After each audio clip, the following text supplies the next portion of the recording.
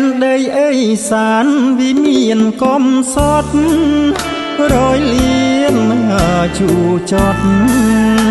ប្រវត្តិក៏វែងទីក្រុងបានលងខ្ញុំមកជាថ្មីពេលនេះអ្វីអ្វីផ្លាយថ្មីទាំងអស់សួនបឹងកនសែងសំញែងរូបរាងខ្យល់ធ្ងងសូសៀងដល់សែនទីរស់ក្រុងទេពនិមិត្តខ្ញុំពិតជាស្មោះចូលមករួមទ្រនំអតីតពន្លឺភ្លេចពីជើងមេឃឆ្ងាយ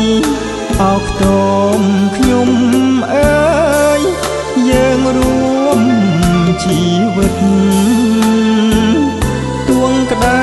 រងាក៏មិនប្រែចិត្តកាន់តារួមរិទ្ធដល់ស្លាប់រៀងអើយបើក្តីប្រាថ្នាខ្លាចជាការពិតរូបខ្ញុំអស់ចិត្តឈប់គិត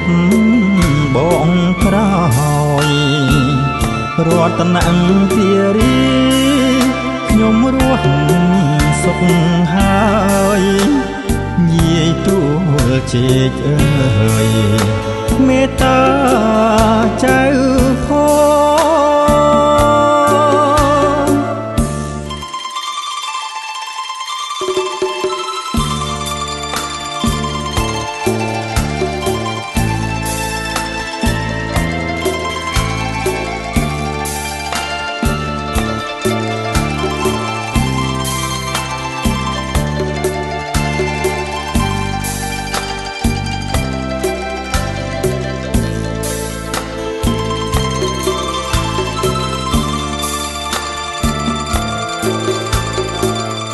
ពន្លឺ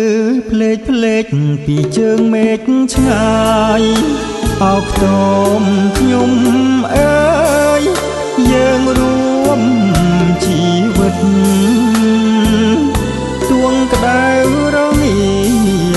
ក៏មិនប្រែចិត្តកាន់តារួមរិទ្ធដល់ស្លាប់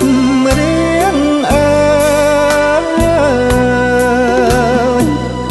បើក្តីប្រាថ្នាខ្លាចជាការពិត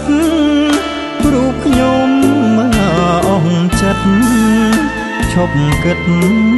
បងក្រោយរតនគិរីខ្ញុំរស់សុខហើយយាយទូ